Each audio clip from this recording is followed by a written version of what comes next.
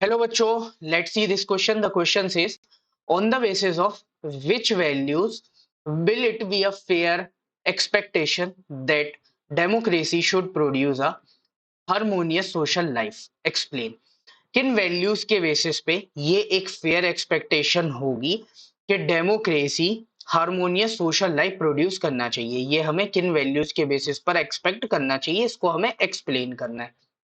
So the answer is, on the basis of following values, it will be a fair expectation that democracy produces a harmonious social life.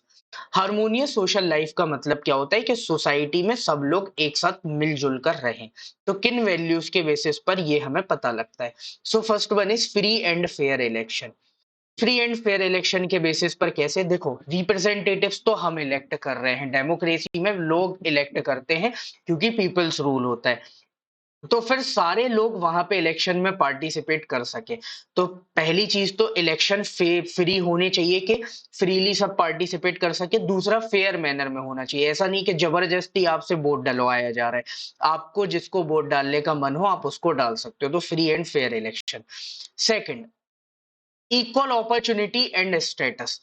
हर किसी के पास equal opportunity होनी चाहिए. जैसे voting की ही बात करें तो आप कास्ट, रिलीजन, जेंडर, इनके बेसिस पर वोट्स को डिवाइड नहीं कर सकते हो कि ये पर्टिकुलर जेंडर के लोग वोट नहीं डाल सकते या पर्टिकुलर रिलीजन के लोग वोट नहीं डाल सकते. सबको इक्वल अपॉर्चुनिटी मिलनी चाहिए और सबका स्टेटस भी सेम होना चाहिए. Third, individual freedom and rights. एक इंडिविजुअल की जो फ्रीडम है या उसको जो भी राइट्स अवेलेबल कराए गए हैं, ठीक है, वो उसको मिलने चाहिए. अगर जब उसको सारे राइट्स और सारी फ्रीडम्स मिलेंगे तभी लोग एक साथ मिलकर रहेंगे. नहीं तो क्या होगा, किसी एक को राइट मिल रहे दूसरे को नहीं मिल रहे हैं, तो दोनों के बीच में झगड़े हो सकते हैं. और फोर्थ वन इज जस्टिस, कि अगर किसी के साथ कुछ गलत हुआ है तो हमें जस्टिस उसके साथ इंश्योर करनी पड़ेगी. नहीं तो क्या होगा, जैसे सपोज मान के चलो, आप किसी पर्सन, एक ए पर्सन है, उसने बी पर्सन को जाके पिटाई कर दी. अब बी पर्सन पुलिस स्टेशन गया. पुलिस स्टेशन में अगर पुलिस वाले ए के खिलाफ एफआईआर लिखने से मना कर रहे हैं तो एक टाइम बाद क्या होगा, बी पर्सन ए वाले को पीट देगा. तो ऐसे तो लॉ एंड ऑर्डर खराब हो जाएगा ना.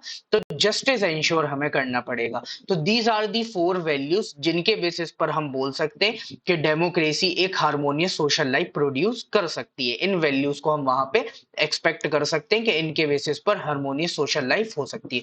So this will be your final answer. Hope you understood it well. Best of luck. Thank you.